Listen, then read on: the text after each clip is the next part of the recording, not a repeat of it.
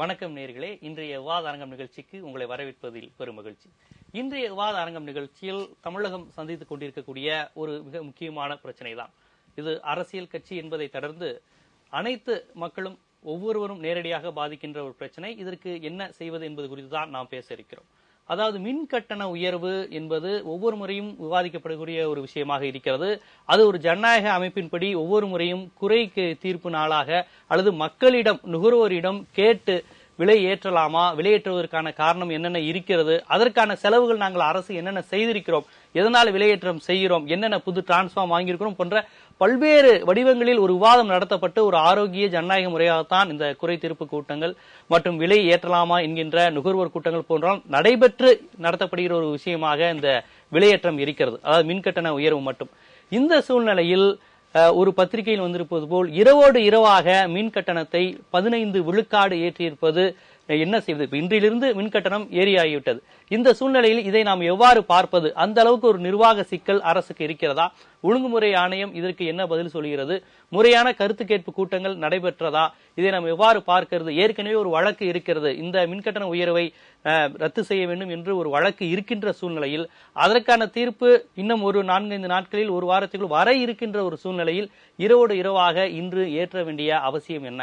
இதற்கு யார் காரணம்? அரசா அல்லது நிர்வாகமின்மையா, ஒழுங்குமுறை ஆணையமா? இதை நாம் எவ்வாறு பார்க்க வேண்டும்? இதை எதிர்க்கட்சிகள், பிற கட்சிகள், இடதுசாரிகள் எவ்வாறு பார்க்கிறார்கள்? நுகர்வோர் அமைப்பினர் எவ்வாறு பார்க்கிறார்கள்?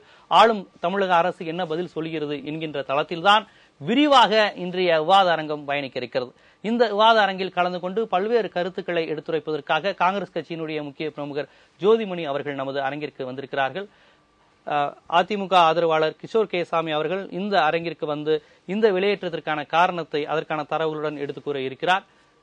இது இந்திய பொதுவுரிமை கட்சியை சேர்ந்த சமூக சமத்துவ மருத்துவர் சங்கத்தை சேர்ந்த டாக்டர் ரவீந்திரநாத் அவர்களும் இந்த அரங்கில் இது குறித்து, இந்த மின்கட்டண உயர்வு குறித்து அவர் சார்ந்த இயக்கம் சார்ந்த கருத்துக்களை தெரிவிக்க இருக்கிறார். நுகர்வோர் பாதுகாப்பு சங்கத்தை சேர்ந்த MR கிருஷ்ணன் அவர்களும் இந்த விவாதத்தில் கலந்து கொண்டு கருத்துக்களை தெரிவிக்க உள்ளார். இவர்களுடன் இணைந்துதான் இன்றைய விவாத அரங்கம் பயணிக்க உள்ளது. சார், ஒரு நுகர்வோர் அமைப்புங்கிற முறையில் உங்களிடமிருந்தே ஆரம்பிப்போம், எந்த ஒரு அரசியல் இதுவும் இல்லாம.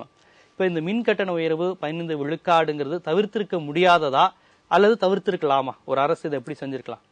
இல்ல, ஒரு கட்டத்துல இது தவிர்க்க முடியாதது. இது ஒரு கம்பல்ஷன். அதாவது எலக்ட்ரிசிட்டி ரெகுலேட்டரி கமிஷன் வரும்போதே ஒவ்வொரு மாநிலத்தில் இருக்கிற லைசன்ஸையும், அது பிரைவேட் ஆனாலும் சரி, பப்ளிக் ஆனாலும் சரி, அவர்களுடைய ரெவென்யூவை எப்படி அவர்கள் மேனேஜ் பண்ண போறாங்கிறது ஒவ்வொரு ஆண்டும் அவங்க சொல்லணும்ங்கிறது எலக்ட்ரிசிட்டி ரெகுலேட்டரி கமிஷனுடைய ஒரு முக்கியமான ஷரத்து. அப்படி பார்க்கும்போது ஒவ்வொரு ஆண்டுமே தமிழ்நாடு ஜெனரேஷன் அண்ட் டான்ஜெட்கோ இருக்கு இல்லையா, டான்ட்ரான்ஸ்கோ ஆர் டான்ஜெட்கோ, அவங்க தன்னுடைய ஏஆர்ஆர்னு சொல்றாங்க, அக்ரிகேட் ரெவென்யூ ரிசிட்ஸ், அதை அவங்க அந்த டிஎன்இஆர்சிக்கு சமர்ப்பிக்கணும். எங்களுக்கு இந்த ஆண்டு இவ்வளவு வருமானம், இவ்வளவு செலவு, இவ்வளவு பற்றாக்குறை, இந்த பற்றாக்குறையை போக்குறதுக்காக நாங்க இந்த நடவடிக்கைலாம் எடுக்கிறோம்னு. இதை வருடா வருடம் செய்ய வேண்டியதை இவங்க 4 ஆண்டுகளுக்கு ஒரு முறை லீப் வருடத்துக்கு பண்ற மாதிரி பண்றாங்க. அதனாலதான் இது அட் ஏ டைம் நுகர்வோருக்கு 15%, 20%ங்கிறது ஒரு சுமையா தெரிகிறது. இது ஒவ்வொரு ஆண்டுமே இவங்க செஞ்சிருந்தாங்கன்னா இது நிச்சயமா யாருக்கும் ஒன்றும் தெரிஞ்சிருக்காது. இதுல பண்ணும்போது என்ன பண்ணிருக்காங்கன்னா, எல்லாருக்கும் 15% அப்படின்னு சொல்லியிருக்காங்க. எங்களுடைய இயக்கத்தின் நாங்க இந்த குறை தீர்க்கும் கூட்டத்தை டிஎன்இஆர்சிக்கு நாங்க ஒரு மகஜர் கொடுத்தோம். அதுல என்ன கொடுத்தோம்னா, முதல் 100 யூனிட்டுக்கு இலவசம் இருக்கு இல்லையா, அந்த இலவசத்தை தயவு செய்து ரத்து பண்ணுங்க. ஏன்னா ஒரு பல்பு இருக்கிற வீட்டுக்கு இலவசம் சொல்லி வந்தது போக இன்னைக்கு ஒரு பல்பு இருக்கிற வீடே கிடையாது. ஒரு பல்பு இருக்கு, அரசாங்கம் கொடுத்த எலக்ட்ரிசிட்டி ஃபேன் இருக்கு, அரசாங்கம் கொடுத்த எலக்ட்ரிசிட்டி மிக்சி இருக்கு, அரசாங்கம் கொடுத்த கிரைண்டர் இருக்கு, அரசாங்கம் கொடுத்த டிவி இருக்கு. எல்லா வீட்லயும் இது அந்த 5 இருக்கு. அப்போ ஒரு பல்புங்கிற கான்செப்டே போயிடுது. அப்படி இருந்தும் அவங்களுக்கு இலவசம் கொடுத்துட்டே இருக்காங்க. இதுக்கான அரசாங்கத்துக்கான அந்த மானியத்தை குறைச்சாலே மற்றவங்களுக்கான இதை குறைச்சிருக்க முடியும். பட் அரசாங்கம் அதை செய்யல. ரெண்டாவது இந்த 15%ங்கிறது எல்லாருக்கும் 15% போகும்போது குறைந்தபட்சம் அந்த 100 to 200 இருக்காங்க இல்லையா, அவங்களுக்கு 30%, மற்றவங்களுக்கு 15% பண்ணா அந்த 30% அவங்களுக்கு ஒரு 20 ரூபா 30 ரூபா தான் ஜாஸ்தியா இருக்கும். பட் அந்த மேல 400 யூனிட்டுக்கு மேல போறவங்களுக்கு 15% போகும்போது அது கிட்டத்தட்ட 4000 ரூபாய்க்கு இது சொல்றவங்களுக்கு 15% 600-700 ரூபாய்க்கு அவங்களுடைய பட்ஜெட் துண்டு விழுது. அதனால அவங்களுக்கு குறைவாகவும் இவங்களுக்கு ஜாஸ்தியாகவும் பண்ணணும்னு சொல்லி நாங்கள் கொடுத்தோம். பட் அஃப்கோர்ஸ் யாருடைய ரிமார்க்ஸையும் அவங்க டிஎன்இஆர்சி எடுத்துக்கல. டிஎன்இஆர்சி வந்து சென்ற 2 வருடத்துக்கு முன்னே ஒரு தமாஷா நடந்தது. இந்த வருஷம் என்ன நடந்ததுன்னு யாருக்குமே தெரியல. முதல் வருடம் 3 வருடத்துக்கு முன்னே நடந்தப்போ பெரிய கலாட்டாலாம் நடந்து ஒவ்வொரு இடத்துலையும் அடிதடி நடந்து கடைசியில் அது ஒரு கேலி கூத்தா முடிஞ்சுது. இந்த வருடம் 3 இடத்துல நடத்தினாங்களே ஒழி என்ன நடத்தினாங்க ஏது நடத்தினாங்கன்றது யாருக்கும் தெரியல. அது ஒரு சடங்கா முடிஞ்சிடுது. அந்த பிரிட்டிஷ்ல சொல்லுவாங்க ஒரு நாயை கொள்வதாலும் சட்டப்படி கொள்வாங்க. அதனால இவங்க அது ஒரு சடங்கா நிறைவேற்றிட்டாங்க. இதனால பாதிப்பு வந்து மக்களுக்கு இருக்குன்னு நினைக்கிறீங்களா? 15 விழுக்காடு அரசாங்கத்துக்கு இவ்வளவு வருவாய் இருக்குன்னு அரசாங்கமே சொல்லும் போது அந்த பாதிப்பு மக்களுக்கு தானே. துண்டு விழுறது, இந்த துண்டை வந்து மக்கள் கிட்ட தான் வசூலிக்க போறோம்னு அரசாங்கம் ஒப்புக்கொண்டு தான் முடிஞ்சு இருக்காங்க. அப்புறம் பாதிப்பே இல்லாம எப்படி அரசாங்கத்துக்கு பணம் வரும்? 94 ஒருவர் பாதிக்கப்பட்டிருப்பாரு. அந்த குரூப் பாதிக்கப்பட்டிருக்கிறது அனலைஸ் பண்ணல. இன்னொரு கணக்கு 94 விழுக்காடு மக்களுக்கு இது எந்த தொடர்பும் கிடையாது, எந்தவித பாதிப்பை ஏற்படுத்தாதுன்னு ஒரு புள்ளிவிவரம் சொல்றாங்களா? அது எனக்கு எப்படின்னு தெரியலையே. இல்ல சொல்றாங்க இல்ல 94% வரல, ஒரு பாதிப்பும் இல்லைன்னா அப்ப அந்த 6% மக்கள் கிட்ட இருந்து இந்த 300 கோடி ரூபாய் 350 கோடி ரூபாய் வசூல் பண்ண போறீங்களா? உங்களுடைய துண்டு எவ்வளவு? அந்த துண்டை வந்து 6% மக்கள் கிட்ட தான் வசூலிக்க போறோன்றது சொல்லாமல் சொல்ற மாதிரி இல்ல இருக்கு. 94% பாதிப்பு இல்லைன்னா அப்போ உங்களுக்கு அந்த டெபிசிட் அமௌண்ட்டை 6% பீப்புள் கிட்ட இருந்து தானே வாங்குவோம்னு அர்த்தம். அப்போ அது அந்த 6% பீப்புளுக்கு எவ்வளவு அவங்க கசைக்கு பிழியப்படுகிறார்கள் தானே அர்த்தம். உங்கள்கிட்ட வைக்கிறது என்னன்னா, ஒவ்வொரு முறை அரசு என்ன சொல்லுதுன்னா, இப்ப வந்து நாங்க வந்து 12 லட்சம் குடிசை வாழ் மக்களுக்கான மின் இணைப்புல அவங்களுக்கு கொடுக்குற மானியத்துல எந்தவித பாதிப்பும் கிடையாது, நாங்க அதுல கை வைக்கவே இல்லை. அப்ப இது எல்லாமே கொஞ்சம் அதிகமா நுகரக்கூடியவர்களுக்கான விஷயமா தான் இருக்கு. 500 யூனிட் வரையும் உங்களுக்கு எந்தவித பாதிப்பும் இல்ல, அதே மானிய விலையோட அதோட தொடர்கிறது. 500 யூனிட்டுக்கு மேல இருக்கக்கூடியவங்க மற்றும் குடிசை வாழ் மக்களுக்கு எந்த பிரச்சனையும் இல்ல. அப்ப அதிகமா நுகரக்கூடியவங்களுக்கான தேவையதான் இருக்கு. அதாவது அதிகமா பயன்படுத்தக்கூடியவர்களுக்கு அது அவர்களுக்கு அதிகமான ஒரு விலையில வரக்கூடியது ஒரு இயல்பு தானே. ஒரு நிர்வாகம் வேற எப்படி நடக்கிறது? அதனால இதை வந்து நீங்க ஒரு குற்றம் சொல்லக்கூடாது. இந்த மாதிரி விஷயங்கள்லாம் நடைபெற்றாதானே ஒரு அரசு அமைப்பு நிர்வாகம் இருக்குன்னு கேக்குறாங்க. இதை எப்படி பாக்க? அனைத்து இந்திய அண்ணா திராவிட முன்னேற்ற கழக அரசு ஒரு தவறான கொள்கையை கடைபிடிக்கிறது. இந்த தவறான கொள்கை காரணம் என்னன்னாக்கா மத்திய அரசுடைய கொள்கை தான். இப்ப 2003 வந்து மத்திய அரசாங்கம் மின்சார சட்டம்னு ஒரு சட்டத்தை கொண்டு வந்தாங்க. அந்த சட்டம் என்பது முழுமையாக மின் உற்பத்தியை தனியார் மயமாக்குவது, மின் கடத்தலை தனியார் மயமாக்குவது, மின் விநியோகத்தை தனியார் மயமாக்குறதுன்னு 3ஆக பிரித்து விட்டார்கள். 3ஆக பிரித்து 3ஐயும் தனியார் மயமாக்கிட்டாங்க. அதே மாதிரி ஒவ்வொரு மாநிலம் மின்சார ஒழுங்குமுறை ஆணையத்தை வந்து உருவாக்கணும். அந்த ஆணையத்தின் மூலமாக தான் மின்சாரத்தை வந்து பர்ச்சேஸ் பண்ணி கொடுக்கணுங்கிற மாதிரிலாம் சட்டங்களை கொண்டு வந்து, அந்த சட்டத்தில் சில விதிமுறைகள்லாம் கொண்டு வந்து வாங்கக்கூடிய மின்சாரத்துக்கும் நம்ம வந்து அரசு வரக்கூடிய அந்த வாரித்து வரக்கூடிய வருமானத்தை இடையில டெபிசிட் வந்தாங்க, கட்டாயம் மின் கட்டணத்தை உயர்த்துங்கிற மாதிரிலாம் சரத்துக்கெல்லாம் கொண்டு வந்து இன்னைக்கு முழுமையான அந்த சுமையை வந்து மக்கள் தலையில வந்து ஏற்றக்கூடிய வகையில் அந்த சட்டத்தை கொண்டு வந்திருக்காங்க. இன்னைக்கு வந்து இந்தியாவில் பார்த்தீங்கன்னா மின் பற்றாக்குறை கடுமையா இருக்கிறது. ஒவ்வொரு ஆண்டு வந்து மின் தேவையும் அதிகரிச்சுட்டே இருக்கு. அப்படிப்பட்ட ஒரு காலகட்டத்தில் நம்ம நாட்டு தேவையான அளவுக்கு மின் உற்பத்தி செய்யாத ஒரு முக்கியமான காரணம். அதுக்கடுத்து மின்சாரத்தை, மின் உற்பத்தியை, விநியோகத்தை, அதே போல மின் கடத்தல் எல்லாத்தையும் தனியார் மயமாக்கிட்டு மிக முக்கியமான காரணம். இப்பொழுது மரியாதை கிருஷ்ணன் சொல்கின்ற பொழுது அவர் வந்து ஏழை மக்களையும் நடுத்தர மக்களையும் கொஞ்சம் வசதியான மக்களையும் மோத விடுற போக்கு அவர் கடைபிடிக்கிறார். இது வந்து தவறான போக்கு. இதை பார்த்தீங்கன்னாக்க இந்த மின் உயர்வுக்கு முக்கியமான காரணம் மின்சாரத்தை பெறுவதில் இருக்கக்கூடிய முறைகேடு, ஊழல் தான். அதே போல அரசாங்கமே பொதுத்துறை நிறுவனங்கள் மூலமா உற்பத்தி செய்யக்கூடிய மின்சாரத்துடைய விலைங்கிறது பாக்குறப்ப ஒரு யூனிட் வந்து 24 காசுல இருந்து 124 காசுக்குள்ள உற்பத்தி பண்றாங்க. அதே சமயத்தில் தனியார் வந்து மிக அதிகமான விலைக்கு வந்து அவங்க உற்பத்தி பண்றாங்க. அதுக்கான காரணங்கள் என்னன்னு நமக்கு தெரியல. அதுக்கு அடுத்த விஷயம் பாத்தீங்கன்னா அவங்க வந்து அதிகமான விலையை கொடுத்து அரசாங்கம் தனியார்ட்ட இருந்து வாங்குது. அப்ப அரசாங்கமே பொதுத்துறை நிறுவனங்கள் மூலமாக மின்சாரத்தை உற்பத்தி செய்திருந்தால் இதுக்கு வந்து இந்த அளவுக்கு கட்டணத்தை உயர்த்த வேண்டிய அவசியம் இல்லை. அப்ப கொள்கையில தான் பிரச்சனை. அதை விட்டுட்டு ஏழை மக்களுக்கு வழங்கக்கூடிய மின்சாரத்தை வந்து நீங்க கட்டணம் போடுங்கன்னு சொல்றது வந்து அந்த மானியத்தை கட் பண்ணுங்கன்னு சொல்றது சரி கிடையாது. அதுல கிருஷ்ண சார் சொன்னதுல வந்து நான் ஏற்றுக்கொள்ளவில்லை. அதனால அதே போல விவசாயிகளுக்கான மானியத்தை கட் பண்ணணும், இல்ல இதர மானியங்களை கட் பண்ணணும் அப்படிங்கறதும் அப்பட்டமான சொன்னாரு. இலவசங்கள்ங்கிற பேர்ல எல்லாமே வந்துருச்சு, எல்லா பொருட்களையும் நீ நுகர்றீங்க. ஆனா மின்சாரம் வந்து இப்ப அந்த எந்த அளவுகளின் அடிப்படையில் உங்களுக்கு மானிய மின்சாரம் வழங்கப்பட்டதோ அதுக்கான தேவை வரையறை வந்து மாறிடுச்சு அப்படிங்கிறாரு. இல்ல அதாவது வரையறை மாறினாலும் இது அரசுடைய கடமைங்க. இல்ல அரசு கடமை. அதாவது மிக்ஸையும் கிரைண்டரும் உங்களுக்கு வசதி நீங்க கொடுக்கலாம் சார். வசதி இல்ல. ஒரு நாள் இந்தியால வந்து 85% மேற்பட்ட மக்கள் வந்து ஒரு நாளைக்கு 22 ரூபாய் செலவு பண்ற அளவுக்கு தான் இருக்காங்க. அவங்க நீங்க சொல்ற மாதிரி மின்சாரம் தான் அனுபவிக்க முடியாது. இன்றைக்கு மின்சாரம் இல்லாத கிராமங்கள் வந்து கிட்டத்தட்ட இன்னைக்கு வந்து 6000க்கு மேற்பட்ட கிராமங்கள் வந்து தமிழ்நாடு இருக்குன்னு சொல்றாங்க. அதே போல இந்தியாவில் பாத்தீங்கன்னா 60% மக்களுக்கு இந்த மின்சாரமே கிடைக்கலங்கிற புள்ளி விவரங்களா இருக்கு. இல்ல இப்ப அப்படி நம்ம இருக்கின்ற போது இல்லாதவங்களை பத்தி பேசல. இல்ல கிடைக்கிறவங்களுக்கு ஒரு பிரச்சனை தான். அதாவது கிடைக்கின்ற மின்சாரத்தை வந்து கட் பண்ணுற வாதம் சரி கிடையாது. இல்ல இப்ப அவங்களுக்கு மறைமுகமா நீங்க வந்து முதலாளி சப்போர்ட் பண்ற மாதிரி இருக்கு, தேவை அரசுடைய கொள்கையை சப்போர்ட் பண்ற மாதிரி இருக்கு. அதனால தனியார் வந்து நான் பேசுறேன், அப்ப நீங்க பேசுங்க. தனியார் வந்து மின்சாரத்தை உற்பத்தி பண்றாங்கன்னா அந்த விலையை நிர்ணயிக்கக்கூடிய அதிகாரம் அரசுகிட்டே கிடையாது. அதனால இன்றைக்கு தமிழ்நாட்டில் இருக்கக்கூடிய தனியார் நிறுவனம் என்ன பண்ணுனாக்க, என்னுடைய மின்சாரத்தை நீங்க வந்து ஒரு யூனிட்டை 16 ரூபாய் கொடுத்து வாங்கன்னு சொல்லுது. அப்ப எவ்வளவு பெரிய அதிகமான விலை. அப்ப உங்களால ஏன் அதை வந்து விலை நிர்ணயிக்க முடியல? அப்ப அரசுகிட்ட அந்த சட்டம் இல்ல, அதே போல அரசுக்கு அந்த தைரியமும் கிடையாது. அதே சமயத்துல நம்முடைய கட்டணத்தை வந்து உயர்த்தி சாதாரண மக்கள்கிட்ட அந்த சுமையை வந்து திணிக்கிறாங்க. அப்ப இந்த அடிப்படையான கொள்கையில தான் பிரச்சனை வருது. இந்த கொள்கை மாற்றம் செய்தாதான் நம்ம வந்து பிரச்சனை தீர்க்க முடியும். அதே போலவே நாங்க வந்து இந்த மானியத்தை ஏத்துக்கிறோம், சாதாரண மக்களுக்கு வந்து எந்த பிரச்சனை இல்ல, கிட்டத்தட்ட 90% மேற்பட்ட மக்களுக்கு அரசாங்கம் மானியத்தை கொடுத்துருது. பாதிப்பு இல்ல. அது வந்து மறைமுகமா என்னன்னாக்க மீண்டும் மக்களுடைய வரி பணத்தை வந்து தனியார் முதலாளிகள் கொடுக்குறாங்க.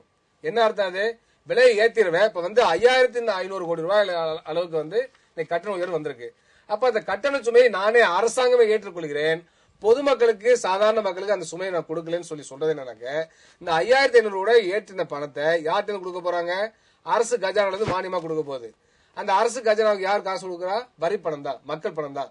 அப்ப இந்த 5500 கோடி ரூபாய் இருந்தாக்க மக்களுக்கு எத்தனை நலத்திட்டங்களை நம்ம வந்து பயன்படுத்த முடியும், எத்தனையோ மருத்துவமனைகளை கட்ட முடியும், பள்ளியில உருவாக்க முடியும், சாலைகளை போட முடியும், எவ்வளவு செய்ய முடியும். அப்ப மக்களுடைய வரி பணத்தை மறைமுகமாக தனியார் முதலாளிகளுக்கு, தனியார் மின் உற்பத்தி நிறுவனங்களுக்கு இந்த அரசாங்கம் வாரி வழங்குது அப்படிங்கிறது குற்றச்சாட்டு. அப்ப வந்து இந்த கொள்கையில அடிப்படையான கொள்கையில மாற்றம் வரணும். மின்சார உற்பத்தி, விநியோகம், அதே போலவே கடத்தல் உள்ள தனியார் மயமாக்கலும் அதுல உள்ள ஊழல் முறையீடு தான் மிக முக்கியமான காரணம். மின் திருட்டு ஒரு முக்கியமான காரணம். இதையெல்லாம் சரி செய்தாலும் இந்த மின் கட்டணத்தை தவிர்க்கலாம் என்றதான் கருத்து. இல்ல இப்ப நீங்க பொதுவா இடதுசாரிகள் வந்து இப்ப தனியார் மயமாக்கம், உலகமயமாக்கல் தான் ஒரு மிகப்பெரிய பிரச்சனையா இருக்கு, எல்லா பால் விளையாட்டுல எல்லா விளையாட்டுறதுக்கு ஒரு அடிப்படையான காரணமா இருக்குன்னா, அப்ப தனிப்பட்ட அதிமுக திமுக அரசினுடைய நிர்வாகத்திற்கு இந்த விளையாட்டுறதுக்கும் எந்த பங்கும் இல்லையா? இல்ல, அரசுடைய நிர்வாகத்துக்கு பங்கு இருக்கு, பங்கு இல்லைன்னு சொல்ல முடியாது. அது திமுக அதிமுக ரெண்டுக்குமே அந்த பங்கு இருக்கு. இன்னும் சொல்ல போனா இந்த அரசுகள் உண்மையிலே மக்கள் சார்ந்த அரசுகளா இருந்திருந்தால் மத்திய அரசாங்கம் 2003 அந்த சட்டம் கொண்டு வருகின்ற பொழுது கடுமையாக எதிர்த்திருக்கணும். அந்த சட்டத்தை ஆதரிச்சு அதிமுக தான் அப்பயும் அதிமுக ஆதரிச்சா திமுக ஆதரிச்சாங்க. அதான் கூத்து. தமிழ்நாட்டுல எதிர் முதிர்மா இருக்காங்க இல்லையே, ஒரு மோசமான சட்டம் மத்திய அரசு கொண்டு வரப்ப அந்த சட்டத்தை ஆதரிச்சு வந்து இல்ல மேற்கு வங்கம் போன்ற மாநிலங்கள்லாம் வந்து ஆதரிக்கல, திரிபுரா ஆதரிக்கல, அதே போலவே இடதுசாரி எம்பிக்கள் எதிர்த்து தான் வாக்களிச்சாங்க. அப்ப உண்மையிலேயே வந்து சட்டம் வந்தாக்க மக்களுக்கு வந்து மிகப்பெரிய சுமை வரும், தனியார் மயமாக்கப்படும், மின் உற்பத்தி விநியோகம் எல்லாமே தனியார் மயமாக்கப்படும், மிகப்பெரிய ஆபத்து அச்சுறுத்தல் என்று நினைத்திருந்தால் இந்த ரெண்டு கட்சிகளுமே அதை எதிர்த்திருக்கணும். ஆனா எதுக்கல, அதை சப்போர்ட் பண்ணாங்க. அப்ப அதோட விளைவு தான் இன்னைக்கு வந்து தமிழ்நாட்டில் மின் கட்டணம் உயர்த்த வேண்டிய அவசியம் இருக்கு. பல மாநிலங்களில் இதான் பிரச்சனை. ஏற்கனவே டெல்லியில வந்து காங்கிரஸ் கட்சி தோற்பது, காங்கிரஸ் கட்சியில வந்திருக்காங்க. காங்கிரஸ் கட்சி டெல்லியில தோற்பது காரணமே இந்த மின் கட்டண உயர்வு தான். அதனாலதான் வந்து பாத்தீங்கன்னா அரவிந்த் கெஜ்ரிவால் வந்து ஈஸியா வர முடிஞ்சது. அதனால இந்த மின் கட்டண உயர்வு பிரச்சனை மிகப்பெரிய பிரச்சனை இந்தியா முழுவதும் இருக்கு. அதுக்கான வந்து மின்சாரம் தனியார் மயமாக்குறதா. நிச்சயமாக. இப்ப அவர் மின் இணைப்பு டெல்லிங்கிறாரு, நம்ம தமிழ்நாட்டுக்குள்ளேயே அதே பிரச்சனை தான். ஆட்சி மாற்றத்துக்கு மின்சார பிரச்சனை கூட ஒரு காரணமா சொல்லப்பட்டது, வேறு சில ஊழல் பிரச்சனை சொல்லப்பட்டது. அப்ப அரசு வந்ததுக்கு அப்புறம் அந்த மின் தடையும் பெரிய அளவில் மாறவில்லை, ஓரளவு இப்ப கொஞ்சம் குறைஞ்சிருக்கவில்லை, பெரிய அளவுல மாறவில்லை. ஆனா இந்த மாதிரி கட்டண அதிகரிப்பு போன்ற சுமைகள் வந்து திமுக அரசை விட இதுல கொஞ்சம் அதிகமா இருக்கு அப்படிங்கிற குற்றச்சாட்டு தொடர்ந்து வருது.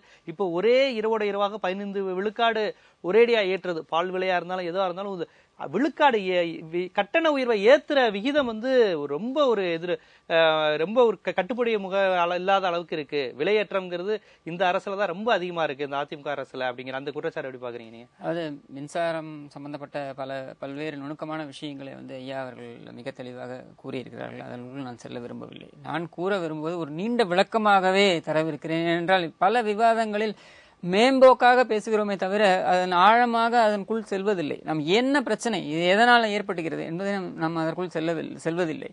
இப்பொழுது 1991 96 ஆண்டு வரை மின்சார பிரச்சனை இல்லை. 96 2001 ஆண்டு வரை மின்சார பிரச்சனை ஏற்படுகிறது.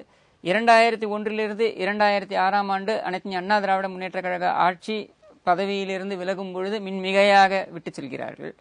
பின்னர் 2006 2011 ஆண்டிற்குள்ளாக திரும்பவும் பிரச்சனை வருகிறது. எங்கிருந்து பிரச்சனை வருகிறது? சரி, இதை 1991 நாம் பேச வேண்டும் என்றால் 2 மணி நேரம் பேச வேண்டியது இருக்கும். அதற்குள் நான் செல்ல விரும்பவில்லை.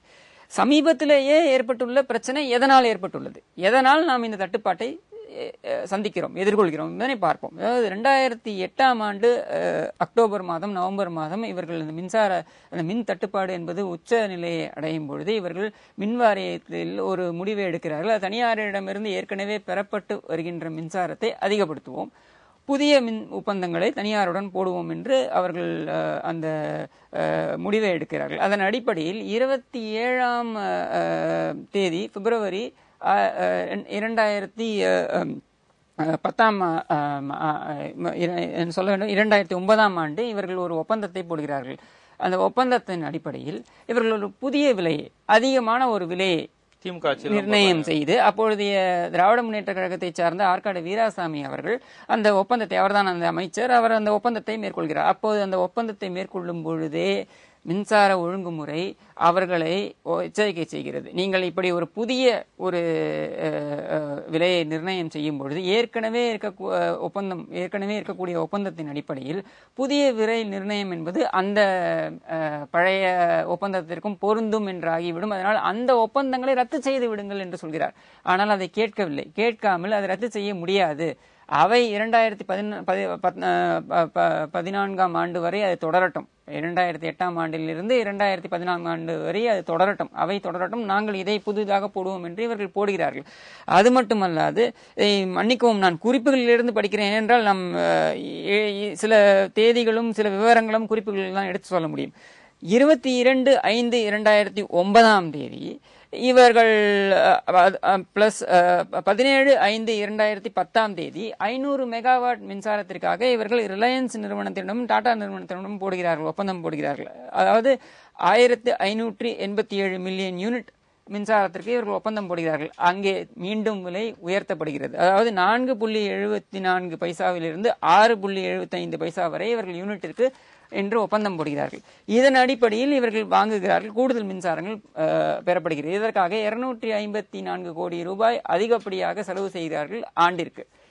அப்பொழுது இவர்கள் மிக தெளிவாக 14 திட்டங்கள், அதாவது 2006ஆம் ஆண்டு அறிவித்த 14 மின் திட்டங்களை நிறுத்தி வைப்பதாக அறிவிக்கிறார்கள். இப்பொழுது பார்த்தீர்கள் என்றால் இவர்கள் அறிக்கை விடுகிறார்கள். திரு கருணாநிதி அவர்கள் திங்கட்கிழமை ஒரு அறிக்கை விடுவார். என்னவென்றால், மின்சார திட்டங்கள் எதையுமே இந்த அரசு கைவிட்டு விட்டது, திமுக அரசு கொண்டு வந்த மின்சார திட்டங்கள் என்று அறிக்கை விடுவார். புதன்கிழமை திரு ஸ்டாலின் அவர்கள் அறிக்கை விடுவார். என்ன என்றால், திமுக அரசு கொண்டு வந்த மின்சார திட்டத்தை தான் அதிமுக அரசு செயல்படுத்துகிறது என்பார். இது போன்ற முன்னுக்கு பின் முரணாக அறிக்கைகளை தான் இவர்கள் விட்டுக் கொண்டிருக்கிறார்கள். உண்மை என்னவென்றால், அந்த 14 திட்டங்களை இவர்கள் நிறுத்தி வைத்து விட்டார்கள். அதற்கு பின்னர் 2011ஆம் ஆண்டு அனைத்து அண்ணா திராவிட முன்னேற்ற கழக ஆட்சி வந்த பின்னர் இவர்கள் என்ன சொல்கிறார்கள் என்றால், இந்த அதிகப்படியான மின்சாரத்தை தனியாரிடமிருந்து வாங்குவதை நாங்கள் நிறுத்தப் போகிறோம் என்று அதன் விலையை குறையுங்கள் என்று கூறும்பொழுது அந்த நிறுவனங்கள் என்ன கூறுகின்றன என்றால், போடப்பட்ட ஒப்பந்தங்களை நிறுத்த முடியாது என்று கூறிவிடுகின்றன. அப்படி மிரட்டப்படும் நிலையில்தான் வேறு வழி இல்லாமல் சரி அதை தொடர்வோம், ஏனென்றால் இப்பொழுது தட்டுப்பாட்டை சமாளிக்க வேண்டிய ஒரு நிலை, அதனால் அதை தொடர்வோம், அதே சமயத்தில் புதிய திட்டங்களையும் நாம் நிறுத்த வேண்டாம் என்று கூறி அந்த புதிய திட்டங்களையும் அவர்கள் மேற்கொள்கிறார்கள். இதில் ஒரு குறிப்பிடப்பட வேண்டிய ஒரு விஷயம் என்னவென்றால், அப்பொழுது 55,000 கோடி ரூபாய் அளவிற்கு அங்கே நிதிச்சுமை அந்த மின்வாரியத்திற்கு ஏற்பட்டு விட்டது. ஆர்பிஐயிலிருந்து அறிவுரைகள் திமுக தலைவர் தொடர்ந்து சொல்றாரு.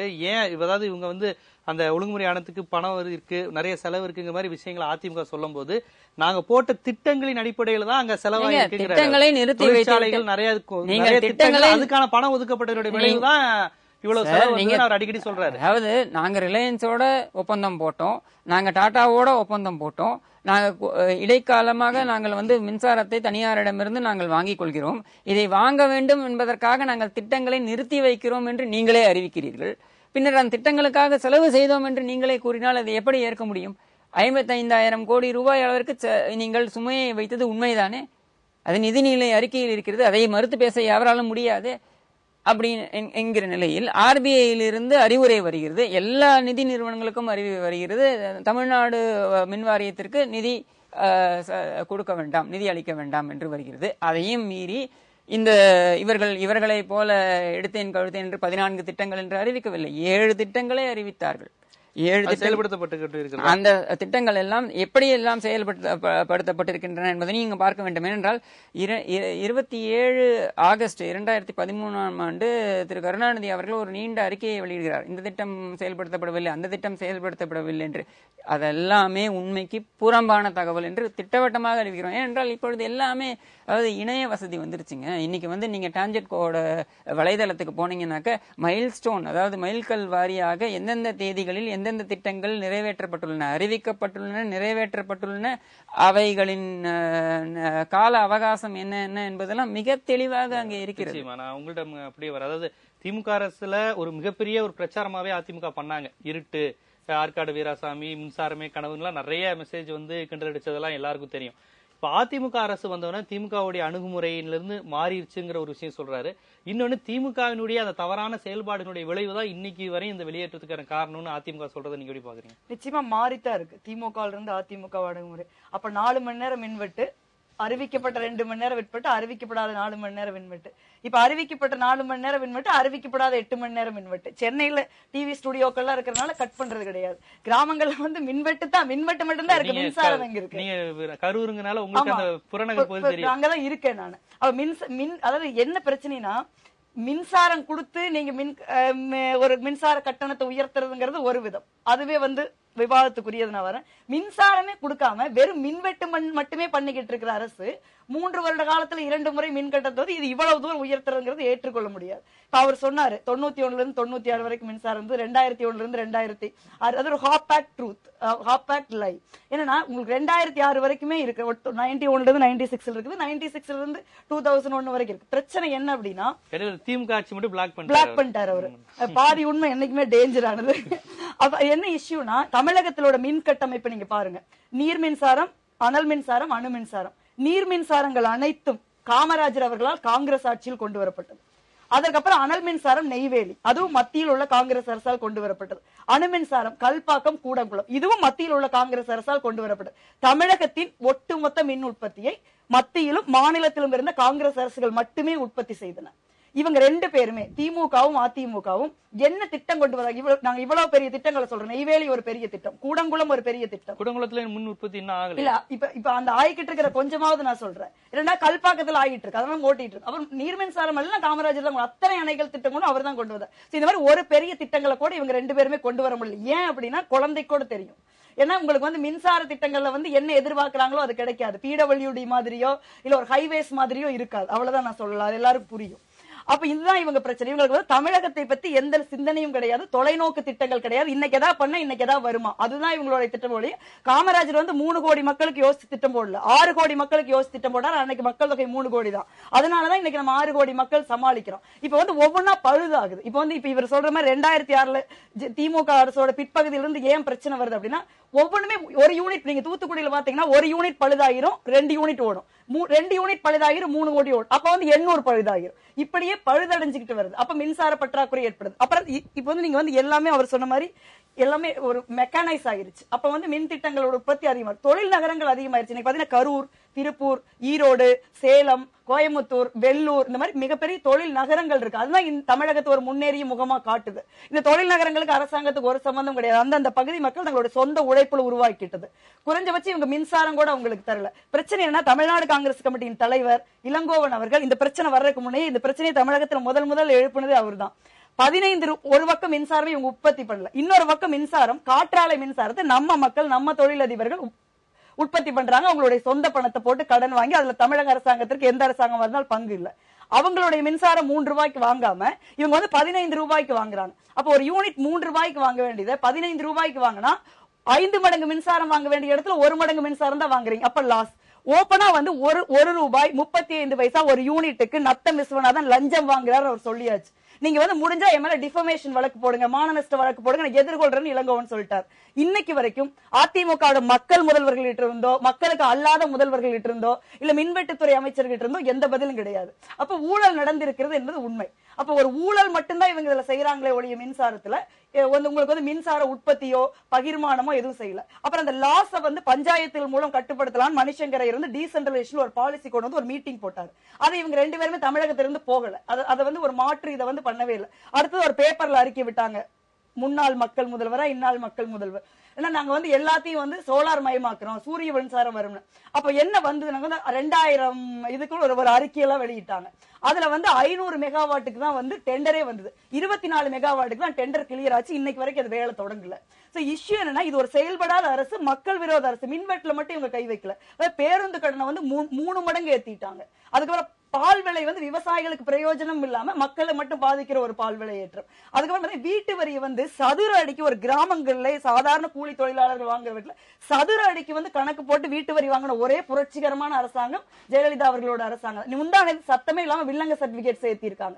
இப்போ ஒரு சாதாரணமா வந்து ஒரு சொத்தை வந்து அடமான வைக்கிறனாலும் சாதாரண மக்கள் பண்றப்ப இப்ப வந்து வில்லங்க போட்டு பார்க்க வில்லங்க வந்து பல மடங்கு ஏறி இருக்கு. 2வது வாங்கும், இப்ப நீங்க மின்சாரம் பண்ணணும்னா கட்டணம் கட்டுற காலையில காசு இருக்கணும்ல. இப்ப கரூர், திருப்பூர் இந்த மாதிரி 2 லட்சம் பேர் 3 லட்சம் பேருக்கு வேலை அளிக்கக்கூடிய தொழில் நகரங்கள் மின்வெட்டு காரணமா முடங்கி கிடக்குது. இது என்னன்னா, ஏற்கனவே மக்கள் வந்து அடிபட்டு கிடக்கிற நேரத்துல அவங்களை தூக்கி இவங்க ஐசியூல போடுறாங்க. ஏற்கனவே வேலை வாய்ப்பு இல்ல, வேலை வாய்ப்பு இல்லாத காரணம் மின்வெட்டு. மின்வெட்டுனால விவசாயம் பாதிக்கப்படுது, மின்வெட்டுனால தொழில்துறைகள் பாதிக்கப்படுது. தொழில்துறை ஆயிரக்கணக்கான தொழிலாளர்கள், விவசாய தொழிலாளர்கள் வேலை இழந்துடுறாங்க. ஆல்ரெடி வேலை இல்லாம தடுமாறிக்கிட்டு இருக்கிறவங்களுக்கு வந்து இவங்க வந்து இப்ப மின்வெட்டு, இப்ப மின்சார கட்டணத்தை உயர்த்துறதுங்கிறது ரொம்ப குரூரமான மக்கள் மீது ஒரு விதமான அக்கறை இல்லாத தன்மை. விரும்பாதுல மக்கள் வந்து மக்கள் மீது ஒரு சுமையை, ஏன்னா இவங்க எல்லாமே வாக்கு வங்கி அரசியல் தான், எல்லா அரசியல் கட்சிகளும். அப்படி இருக்கும்போது இது வந்து மக்கள் விரும்ப மாட்டாங்கன்னு தெரியும்ல, அது எப்படி அவர் விரும்ப டாஸ்மார்க் மக்கள் விரும்புறாங்களா என்ன? அது என்னன்னா, டாஸ்மார்க் வந்து 2 விஷயம். திமுகவும் அதிமுகவும் ஒரே இடத்துலதான் டாஸ்மார்க் சரக்கு வந்து 2 பேரும் ஒரே இடத்துலதான் வாங்குறாங்க. இந்த இதுல வந்து இந்த எதிர் அரசியல்ங்கிறதெல்லாம் மக்களை ஏமாத்துறதுக்கு பண்றது. உள்ள இந்த மாதிரி இவர் சொன்னாரு, அவங்க வந்து போட்டாங்களா, இவங்க வந்து தொடர்ந்துட்டாங்களா, அவங்க ஏன் போட்டாங்கன்னு மக்களுக்கு தெரியும், இவங்க ஏன் தொடர்ந்தாங்கன்னு மக்களுக்கு தெரியும். இவங்க ஒண்ணு டாட்டாவை இவங்களையே காப்பாத்துறாங்க, அவரும் டாட்டாவை காப்பாத்துறதுக்கு போடல. சோ இது என்னன்னா, இது தொடர்ந்து வந்து இது ஒரு மக்களை ஏமாற்றுகிற அரசியலை இவங்க தொடர்ந்து பண்றாங்க. டாஸ்மார்க் வந்து மக்கள் விரும்பல. எந்த மக்கள் வந்து மின்வெட்ட விரும்ப, மக்களுக்காக இவங்க ஆட்சி நடத்தல. Precisely my point is, this is not காமராஜருடைய அரசாங்கம் ஒரு வெல்ஃபேர் கவர்மெண்ட், மக்களுக்கான அரசு. நீங்க பாத்தீங்கன்னா கல்வி இலவசமா இருந்தது. இப்ப வந்து மதுவிலக்கு அமல் இருந்தது. வேண்டாம் இல்ல, நீங்க கேட்ட கேள்விக்கு பதில், மக்களுக்கு உண்மையிலேயே வச்சு மக்களுக்கான அரசாங்கம் நடக்குது அப்படின்னா இதுதான். கல்வியில கொள்ளை, நீங்க வந்து டாஸ்மார்க் நடக்குது, இப்படி மின்வெட்டு, இந்த மாதிரி எல்லா பிரச்சனையும் ஒரு மக்களுக்கான ஒரு அரசாங்கம் நடந்திருந்தா இப்ப நீங்க வந்து 100 நாள் வேலை கொண்டு வந்தாங்க, அது வந்து மக்களுக்கான ஒரு அரசாங்கம். இப்ப SSAல வந்து பல மடங்கு அதிகம் மக்களுக்கான அரசாங்கம்.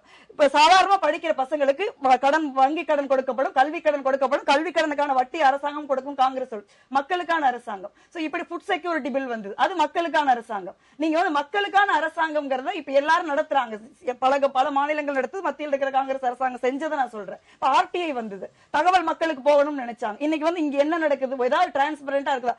RTI கமிஷன் இல்ல, டம்மியா இருக்கு. நீங்க போய் நாளைக்கு மின்சாரத்துல என்ன ஊழல் நடந்துக்கிறது RTI போட்டீங்கன்னா, திமுக அதிமுகவினுடைய இத்தனை முறைகேடுகளுக்கும் என்னதான் நடுவண் அரசில் பெரும்பங்கு வைத்த காங்கிரஸுக்கு இதுக்கும் எந்த தொடர்பும் இல்லை. மின்சாரம்ங்கிறது நீங்க பாத்தீங்கன்னா பல மாநிலங்கள் மின்சாரத்தை பத்தி மின்சாரத்தை உற்பத்தி செய்து மிகை மின் மாநிலங்களாக இருக்கிறன. அவர் டெல்லி சொன்னாரு, டெல்லியிலேயே வந்து மெட்ரோக்கள்ல ரொம்ப கம்மியான மின்சாரம் இருக்கிற மாநிலம் வந்து டெல்லி தான், மெட்ரோக்கள்ல. ஆனா அரவிந்த் கெஜ்ரிவால் குடிக்க முடியாத ஒரு ப்ராமிஸ சொல்லிதான் அவர் விட்டுட்டு மக்கள் குடுன்னு கேட்டாங்க, அவரால கொடுக்க முடியல, அதனால விட்டுட்டு போனார். சோ இஷ்யூ என்னன்னா, நீங்க வந்து இப்ப யாரு வந்து இப்ப வந்து மத்திய அரசாங்கம் 3 மின் திட்டங்களை போட்டாங்க, மேஜர். இவங்க யாராவது ADMK DMKவை நீங்க 45 ஆண்டு காலமா மேஜரான மின் திட்டங்களை போடாதீங்கன்னு சொல்றாங்களா? இப்ப மேடம் சொன்னப்ப இங்க தமிழ்நாட்டை பொறுத்தவரை மற்ற மாநிலங்களை விட ஒப்பிடும்போது இங்க உள்ள அரசுக்கு வந்து ஒரு வளர்ச்சி குறித்த திட்டங்கள், உற்பத்தி திட்டங்கள் குறித்த தொலைநோக்கு பார்வையே இல்லாம தான் 2 கட்சிகளுமே, இங்க 67க்கு பிறகு ஆண்ட 2 கட்சிகளுமே இருந்தது. ஒரு காங்கிரஸும் அங்குள்ள நடுவண் அரசும் செஞ்ச அளவுக்கு இங்க ஒண்ணுமே செய்யல. அவங்க செஞ்சதை தவிர்த்து இங்க வேற ஏதாவது உங்க உற்பத்தி திட்டங்கள், உற்பத்தி சார்ந்த தொழிற்சாலைகள் அப்படிங்கிற குற்றச்சாட்டு. ஜோதிமணி மேடம் வந்து இப்போ இருக்கிற மின்சார திட்டத்தை விட்டுட்டு மற்ற எல்லா விஷயத்தையும் பத்தி பேசினாங்க. வில்லங்க பத்திரம் பத்தி பேசினாங்க. வில்லங்க பத்திரம்ன்றது மட்டும் இல்ல, இவங்க பேசினது மொத்தமே வில்லங்கமான விஷயங்கள் தான். என்னன்னா, இவங்க வந்து 60 ஆண்டு காலமாக இவர்கள், கிட்டத்தட்ட 60 ஆண்டு காலமாக இவர்கள் மத்தியில் ஆட்சியில் இருந்திருக்கிறார்கள். தேசிய மின்தடம் சென்ட்ரல் கிரிட் ஒட்டுமொத்த மாநிலங்களுக்கும் எல்லா மாநிலங்களுக்கும் கொடுக்கக்கூடிய அளவிற்கு வசதி ஏற்படுத்தி கொடுப்பதற்கு இவர்களுக்கு வக்கில்லை. இவர்கள் 10 ஆண்டுகளாக சமீபத்திய 10 ஆண்டுகளாக இவர்கள் ஆட்சியில் இருந்தபோது மத்திய தொகுப்பிலிருந்து முழு மின்சாரம் தர வேண்டாம், குறைந்தபட்சம் 70% மின்சாரமாக தாருங்கள் என்று கேட்டபோது அதை தருவதற்கும் இவர்களுக்கு வக்கில்லை. சரி, அதையெல்லாம் கூட விட்டு விடுவோம். இங்கே நாங்கள் உங்கள் தயவே வேண்டாம், நாங்கள் இங்கே எங்களது திட்டங்களை நாங்கள் நிறைவேற்றிக் கொள்கிறோம், எங்களுக்கு எங்கள் திட்டங்களை நிறைவேற்றிக் கொள்ள எங்கள் அனுமதி தாருங்கள் என்று கூறினால் ஜெயந்தி நடராஜனை அமர்த்தி கொண்டு கருணாநிதி சொன்னார் என்ற ஒரே காரணத்திற்காக இங்கே பல ஆண்டு காலமாக இவர்கள் முடக்கி வைத்த திட்டங்கள் ஜெயந்தி நடராஜன் அவர்களுக்கு தெரியும். சுற்றுப்புற சூழல் சொல்லுங்க, அதே சொல்றேன் வரேன், அதுக்கும் I will come to that also. திட்டத்தை இவங்க நிறுத்தி வச்சிருக்காங்க. இதுல பார்த்தீங்கன்னாக்க இவங்க சொல்றாங்க திட்டங்கள் எதுவுமே வகுக்கப்படவில்லை என்று. தவறான ஒரு கூற்று. இதைத்தான் கருணாநிதியும் இவர்களது மாஜி கூட்டணியாளரும் வருங்கால கூட்டணியாளருமான கருணாநிதி அவர்கள் கூறியிருக்கிறார்கள். அதாவது என்னன்னா திட்டங்களே வகுக்கப்படவில்லை என்று. திட்டங்கள் வகுக்கப்பட்டதா இல்லையா என்பதை ஒருபுறம் வைத்து விடுவோம், அதுக்கு அடுத்து வருகிறேன். திட்டங்கள் என்ன திட்டங்கள் நிறைவேற்றப்பட்டன இந்த 3 ஆண்டுகளில் என்று பார்ப்போம். வல்லூர் 3ஆம் அலகு, அது 3 அலகு வல்லூரில் மொத்தம் போடப்பட்டது. அந்த திட்டங்கள் எல்லாம் அறிவிப்புகள் தான் திராவிட முன்னேற்ற கழக ஆட்சியில். அதற்கும் நான் தேதி வாரியாக குறிப்பிடுகிறேன். திட்டங்கள் எல்லாம் வெறும் அறிவிப்புகள் தான். திராவிட 2011 வந்தது. 2011 அப்புறம் உங்க ஆட்சி வந்தது. நான் சொல்றேன், நான் உங்களுக்கு என்ன சொல்ல விடுங்க, நான் முழுசா சொல்லி முடிச்சிடுறேன். அதுக்கப்புறம் நீங்க மறுப்பு தெரிவித்தால் திராவிட முன்னேற்ற கழகத்தில் மிக தெளிவாக கூறிவிட்டனே, டாட்டாவோடையும் ரிலையன்ஸோடையும் அவங்க என்னைக்கு ஒப்பந்தம் போட்டாங்களோ அன்னைக்கே அவங்க அறிவிச்சிட்டாங்களே, நாங்க இந்த திட்டங்களை நிறுத்தி வைக்கிறோம், ஏனென்றால் எங்களால் இந்த திட்டங்களுக்கு செலவழிக்க முடியாது என்று அவர்கள் நிறுத்தி வைத்து விட்டார்கள். சரி, அவர்கள் 14 திட்டங்களை அறிவித்தார்கள். 14 திட்டங்களை விட்டுவிடுவோம். 7 திட்டங்களை இந்த அரசாங்கம் அதில் 7 திட்டங்களை எடுத்துக்கொண்டு அதை நிறைவேற்றியும் இருக்கிறது. எப்படி நிறைவேற்றி இருக்கிறது என்றால் அதாவது வல்லூரில் 3 அலகுகள் 500 மெகாவாட், வட சென்னையில் ஒரு அலகு 600 மெகாவாட், வட சென்னையில் 2ஆம் அலகு 600 மெகாவாட்.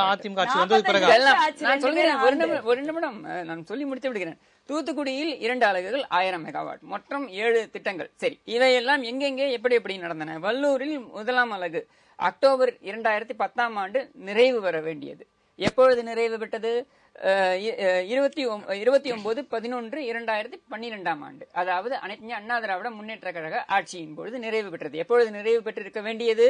அக்டோபர் 2010ஆம் ஆண்டு நிறைவு பெற்றிருக்க வேண்டியது. சரி, வல்லூர் 2ஆம் அலகு மார்ச் 2011ஆம் ஆண்டு நிறைவு பெற்றிருக்க வேண்டியது. அதுதான் இலக்கு நிர்ணயிக்கப்பட்டது. ஆனால் எப்பொழுது நிறைவேற்றப்பட்டது? 25/8/2013ஆம் ஆண்டு, அதாவது அனைத்து அண்ணா திராவிட முன்னேற்ற கழக ஆட்சியின் பொழுதுதான் நிறைவேற்றப்பட்டிருக்கிறது.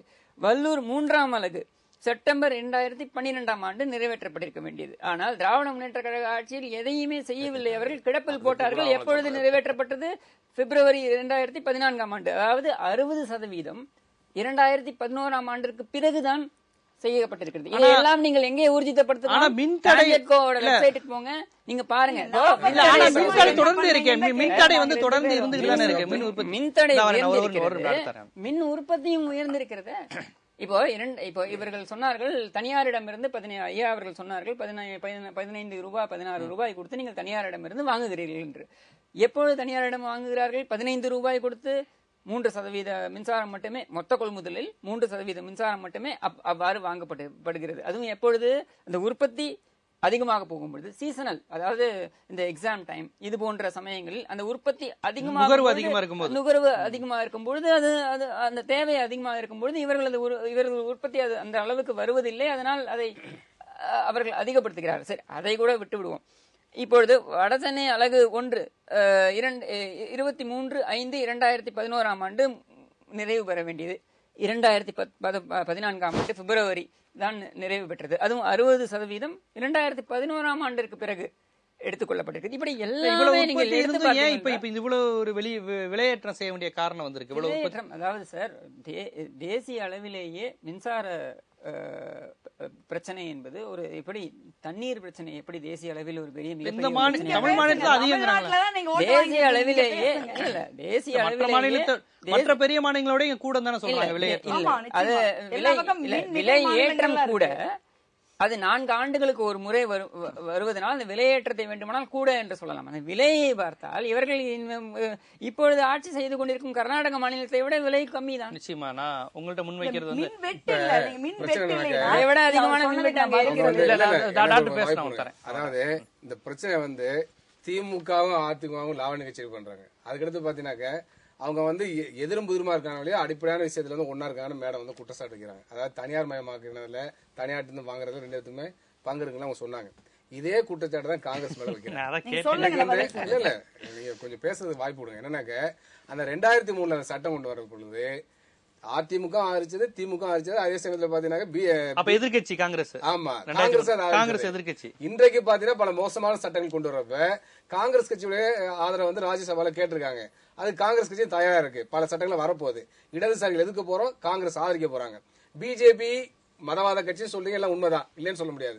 ஆனால் பல்வேறு மக்கள் விரோதமான மசோதாக்கள் வருகின்ற பொழுது இதே காங்கிரஸ் கட்சி ஏன் பிஜேபி ஆதரிக்கணும்? தெளிவா சொல்ல வேண்டியதானே, திட்டவட்டமா சொல்ல வேண்டியதானே, ஏன் உங்கள்ட்ட தயக்கம் இருக்கு? அப்ப இன்றைக்கு வந்து பெரிய முதலாளிகள் சாதகமான கொள்கையில இருக்கிறதுல காங்கிரசும் பிஜேபி வித்தியாசமே இல்ல. இப்ப மேடம் பேசுற பல விஷயங்களும் சொன்னாங்க. இந்த மின்சார பிரச்சனை, தமிழ்நாடு பிரச்சனை ஒட்டுமொத்தம் தனித்து பார்க்க முடியாது. ஒட்டுமொத்த இல்ல பார்க்க முடியாது. ஏன் சொல்றேனாக்க இந்தியா முழுவதும் உற்பத்தி பண்ணிருக்காங்க. இப்படி வந்து அதிமுகவுக்கு தோழர் ஆதரவு தரது வேண்டவே வேண்டாம். நீங்க அங்கதான் போய் நிக்கிறீங்க. அதனால உங்களுடைய இன்றைக்கு வந்து அவங்க சொல்றது நீங்க கேட்கிற மாதிரி இருக்கு. பேச விடுங்க. இந்தியா முழுவதும் இன்றைக்கு வந்து பல்வேறு அனல் மின் நிலையங்கள் வந்து ஒட்டு மொத்தமான அந்த உற்பத்தி லெவல்ல பாத்தீங்கன்னாக்க 50% மேல வந்து உற்பத்தி திறனே கிடையாது. அதுக்கு முக்கியமான காரணம் தரமான நிலக்கரி இல்லாது, அதே போலவே எரிவாயு உள்ளது. இந்த மாதிரி பிரச்சனை இருக்கு. இந்தியாவில நிலக்கரி தட்டுப்பாடோட பல காலகட்டத்துல காங்கிரஸ் பிரிவில் இருந்தோம். ஒரு வார காலத்துக்கு தான் நிலக்கரி இருந்தது அப்படிலாம் சொல்லி அறிக்கையெல்லாம் பார்த்தோம், பத்திரிகை செய்திலாம் வந்துச்சு. அப்ப நிலக்கரியை வந்து எடுப்பதில் மிகப்பெரிய ஊழல். நிலக்கரி நிலக்கரி சுரங்கங்களை வந்து எந்த விதமான ஆக்ஷனுக்கு விடாம நேரடியாக பெரிய பெரிய முதலாளிகள் விட்டது இதெல்லாம் மிகப்பெரிய குற்றம்னு உச்சநீதிமன்றமே சொல்லியிருக்கு. அதுல 1,80,000 கோடி ரூபாய்க்கு ஊழல் நடந்திருக்கு. அது பிறகு மிக முக்கியமா பாத்தீங்கன்னாக்க ஈரான், பாகிஸ்தான், இந்தியா எரிவாயு குழாய் வந்து பதிப்பதற்கான முயற்சி வந்து மேற்கொள்ளப்பட்டது. அந்த ஒப்பந்தம் போறவ மனுஷங்க பதவி விட்டு தூக்கினீங்க. ஏன்னா அமெரிக்கா வந்து அந்த ஒப்பந்தத்தை எதிர்த்தது. ஆனா உங்களால ஏங்க நீங்க கொஞ்சம் பேசுங்க, அப்ப நீங்க பேசுங்க. ஏன்னாக்க இன்றைக்கு வந்து அந்த எரிவாயு திட்டம் நிறைவேற்றப்பட்டிருந்தால் இன்றைக்கு இந்தியாவில் இருக்கக்கூடிய அனைத்து அனல் நிலையங்களும் ஃபுல் கெப்பாசிட்டியோட இயங்கும். அப்ப இந்தியா முழுவதும் இந்த மாதிரி அனல் நிலையங்கள் ஃபுல் கெப்பாசிட்டியோட இயங்காத காரணமே காங்கிரஸ் கட்சி தான். அதே போல பாத்தீங்கன்னாக்க இன்றைக்கு வந்து சைனா மிகப்பெரிய எனர்ஜி செக்யூரிட்டியோட தொலைநோக்கு பார்வையோட செயல்படுறாங்க. அவங்க பல நாடுகள்ல வந்து பாத்தீங்கன்னாக்க எண்ணெய் வளங்களை கைப்பற்றுவதில், அதே போல நிலக்கரி கைப்பற்றுவதில், எரிவாயு பெறுவதில் வந்து மிகப்பெரிய அளவுக்கு முனைப்போடு செயல்படுறாங்க.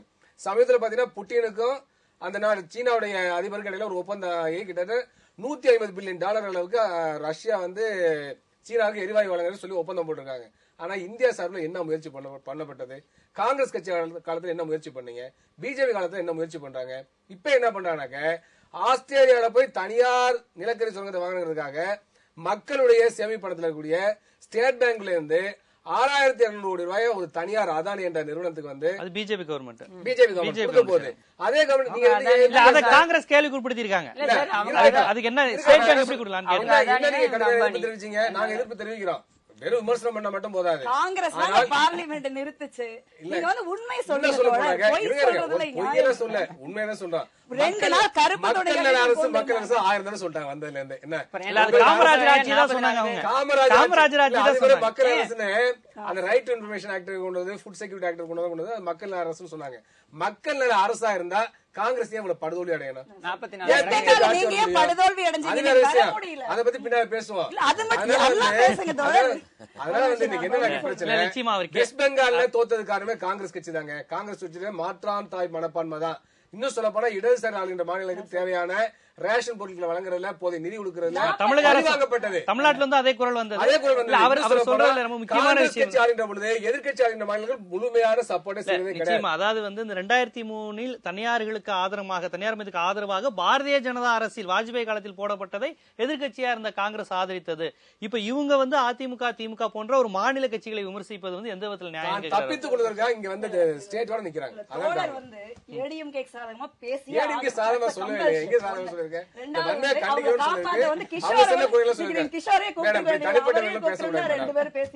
ரெண்டாவது வந்து நீங்க அவங்க பாலிசி என்ன இப்ப அவரே சொல்லிட்டாரு. நான் தானே சொல்றேன், சைனா என்ன செஞ்சால் ரைட். 65ல சைனா ஓபன் மார்க்கெட்டை திறந்து விட்டாங்க. நம்ம 97ல 65ல ஓபன் மார்க்கெட்டை திறந்த சைனா கிரேட் சைனா. அவர் தான் சொல்றாரு, நான் சொல்ல. 91ல ஓபன் 30 வருஷம் லேட்டா திறந்த காங்கிரஸ் பிரச்சனை. சைனால வந்து அத்தனையும் தனியார் மயம். நீங்க வந்து கேள்வியே கேட்க முடியாது. யாராவது வந்து இடத்த காலி பண்ண அங்க ஸ்டேட் கண்ட்ரோல் எக்கனாமி தாங்க, தனியார் மயமா இருக்கு. இல்லன்னு சொல்ல வரல, ஸ்டேட் கண்ட்ரோல் எக்கனாமி தேவைப்பட்டால் காமராஜர் இருக்கிறார். தனியார் மயமும் வேண்டும் என்கிறார்கள். காமராஜர் இருந்தபோது தனியார் மயம் இந்திரா காந்தி கொண்டு வந்தார் என்பதற்காகத்தான் காமராஜர். ஒரு கணினி யுகத்துல சைனாவுடைய தனியார் மயம் வந்து இந்திரா காந்தி பேஸ்புக் வரக்கூடாதுன்னா வரக்கூடாது. எல்லாமே பாத்தீங்கன்னா நீங்க மல்டிநேஷனல் கம்பெனி, எல்லா மல்டிநேஷனல் கம்பெனி அங்கதான் இருக்காங்க. அதாவது அந்த நாட்டு மூலதனத்தை பாதிக்கலங்கறாங்க. இல்ல பாதிக்குது, பாதிக்காம என்ன நீங்க இவங்க எத்தனை பேர் வந்து சோசியலிச கொள்கையில வந்து சைனாவுக்கும் சைனா மக்களுக்கு ஆதரவா இருந்த அளவுக்கு இந்திய மக்களுக்கு ஆதரவா இருக்கிறது இல்ல. ஏன் அப்படின்னா நீங்க வந்து இவங்க தனியார் மையத்தை பத்தி சொல்றாங்க. கம்ப்யூட்டர் வர்ற அன்னைக்கு இது இவங்களும் பிஜேபின்னா அவ்வளவு கடுமையா ராஜீவ் காந்தி எதிர்த்தவங்க, கம்ப்யூட்டர் வரக்கூடாதுன்னு. அதே மாதிரி செல்போன் கொண்டு வந்த அன்னைக்கு அவங்க சயின்ஸ் ஆதரிக்கிறவங்க ஆன் ரெக்கார்ட் பார்லிமெண்ட்ல இருக்குது. காங்கிரஸ் கட்சியை தவிர அனைத்து கட்சியும் அன்னைக்கு ராஜீவ் காந்தி கொண்டு வந்த கம்ப்யூட்டர் மய மக்கள் இவங்க எதிர்த்தாங்க. அதே மாதிரி சாம் பிட்ராடா வந்து தொழில்நுட்ப கொள்கை தொலைபேசிகள் வர்றப்ப தொலைபேசிகளை வந்து தனியார் மயமாக்கூடாதுன்னு எதிர்த்தவங்க. அப்ப வந்து பிஎஸ்என்எல் இருந்தப்ப என்ன இதுன்னு அதே மாதிரி பேங்க் வர்றப்ப இன்னைக்கு வந்து ஒரு பேங்க்ல உங்க பணமா இருந்தாலும் நீங்க போய் எடுத்துட்டு வர்றதுக்கு வந்து ஒரு 2 நாள் ஆகும். ஆனா இன்னைக்கு ஒரு ஏடிஎம் மாதிரி வசதிகள் கணினி மயமாகிறதுனால இன்னைக்கு வந்து சுய உதவி குழுக்களுக்கு பேங்குக்கு ஆக்சஸ் இருக்கு. இன்னைக்கு வந்து நீங்க ஆதார் கார்டு மூலமா வந்து நேரடி மானியத்தை போடுறோம். இவங்களுக்கு பிரச்சனை இவங்க வந்து ஒரு சைனா வந்து அமெரிக்காவோட போய் அமெரிக்கால எல்லாம் வித்தா சைட். இவங்களுடைய நோக்கம் சைனா வளர வேண்டும், இந்தியா தேய வேண்டும்.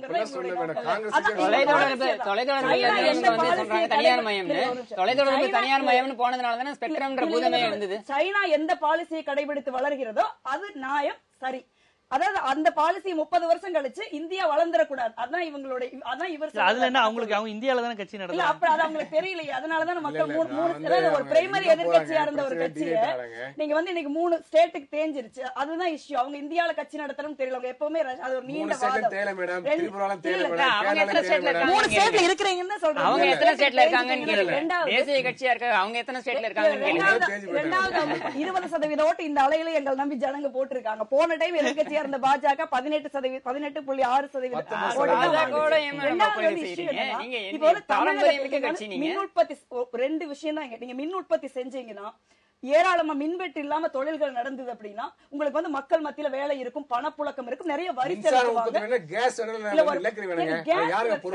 ஒரு நிமிஷம் கேஸுக்கு நான் சொல்லிடுறேன். அதாவது சுப்ரீம் கோர்ட் வந்து 91 நரசிம்மராவ் அரசு, இவர்கள் பங்கேற்ற ஜனதா கம்யூனிஸ்ட் கட்சி பங்கேற்ற ஜனதாதள அரசு, வாஜ்பாய் அரசு, காங்கிரஸ் அரசு எல்லாத்தையும் சொல்றாங்க.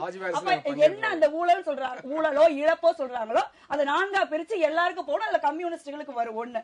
2வது வந்து நீங்க அதான் அதை மறைக்கிறாங்க. இப்போ நீங்க கம்யூனிஸ்ட் பாத்தீங்கன்னா ரொம்ப நல்லவங்க மாதிரி கைகள் இருப்பாங்க. சுப்ரீம் கோர்ட் வந்து ரொம்ப தெளிவா 91 அரசாங்கத்தை பேர் சொல்லியிருக்காங்க.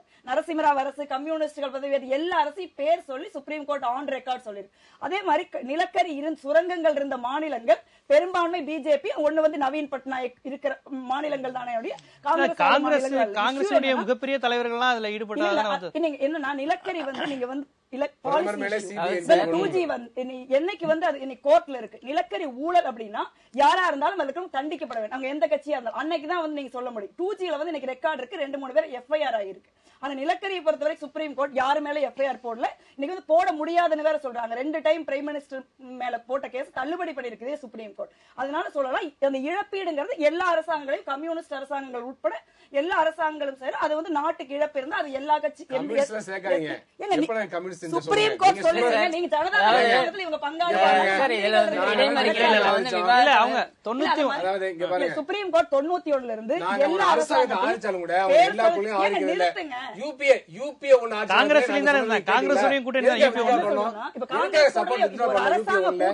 நியூக்ளியர் டீலுக்காக சப்போர்ட்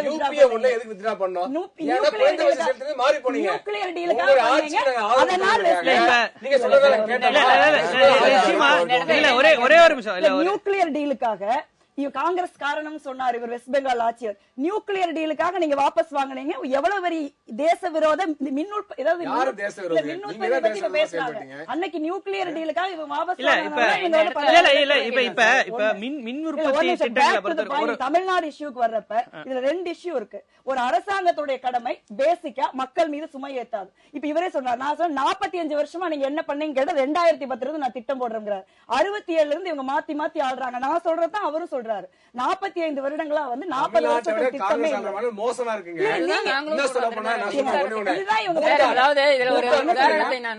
மக்களை பத்தி இவங்களுக்கு கவலை இல்ல. அதுதான் நான் சொல்றேன். பேசவே மாட்டாங்க. நீங்க 45 வருஷமா ஒரு சிஸ்டம் இருக்குது. அது வந்து கொஞ்சம் இப்ப எந்த ஒரு எந்திரமா இருந்தாலும் மனித உடலா இருந்தாலும் ஒரு காலகட்டத்துக்கு அப்புறம் ஃபெயிலியர் ஆகும். நீங்க எந்திரங்களை வந்து புதுப்பிக்கணும். புது திட்டங்கள் போடுறப்ப பழைய திட்டங்கள் ஃபெயிலியர் ஆகும். இப்ப இந்த 45 ஆண்டுகள் உழைத்த ஒரு திட்டங்கள் இன்னைக்கு வந்து கொஞ்சம் கொஞ்சமா நெருங்குது. இப்ப அதை ஒட்டு போட்டுட்டே இருக்காங்க. நீங்க பாத்தீங்கன்னா தூத்துக்குடி 1 போயிருச்சு 2 ஒட்டு போடுவாங்க. 2 போச்சுன்னா 3 ஒட்டு போடுவாங்க. இப்படித்தான் நடக்குது. 45 ஆண்டு காலமாக இருந்த மின்சாரம் இன்னைக்கு குறையுது. அப்ப என்ன பண்ணிருக்கோம்னா காமராஜர் பண்ண மாதிரி 67 இருந்து 5 வருஷத்துக்கு ஒருக்கா 5 இதுக்கு மத்திய மின் தொகுப்பில் இருந்து சரியா நிதி வரலங்கிற குற்றச்சாட்டு தொடர்ந்து வந்தது. கிஷோர் சொன்னதுக்கு பதில் சொல்லிடுறேன். 2வது ஒரு மத்திய தொகுப்பு பத்தி சொன்னாரு. அதை நானே சொல்லி இருக்கணும். அவர் சொல்ல வரைக்கும் அதாவது சதன் கிரிட்டையும் நார்தன் கிரிட்டையும் இணைக்க வேண்டும் என்று தொடர்ந்து இரஸ்பெக்டிவ் ஆஃப் பார்ட்டி மத்தியில் இருக்கிற அரசாங்கங்கள் தொடர்ந்து தமிழக அரசாங்கத்தை வற்புறுத்து 2 பேருமே ரிட்டனா நார்தன் கிரிட்டையும் சதன் கிரிட்டையும் இணைக்க மாட்டோம் அப்படின்னு சொல்லி தொடர்ந்து மத்திய அரசாங்கத்திற்கு எதிர்ப்பு தெரிவிச்சு வந்திருக்காங்க. அப்ப மின்சாரத்தை நீங்க மத்திய அரசு கொடுத்தாலும் சரி வேற மாநிலத்திலிருந்து வாங்கினாலும் சரி மின்சாரம் பறந்து வர முடியாது. கிரிட் வழியா தான் கொண்டு வர முடியும். நார்தன் கிரிட்டுக்கும் சதன் கிரிட்டுக்கும் இணைப்பே இல்லைன்னா மின்சாரத்தை நீங்க எப்படி கொண்டு வருவீங்க? தொடர்ந்து ஆன் ரெக்கார்ட் இவங்க 2 பேரும் ரிட்டனா எழுதிட்டாங்க.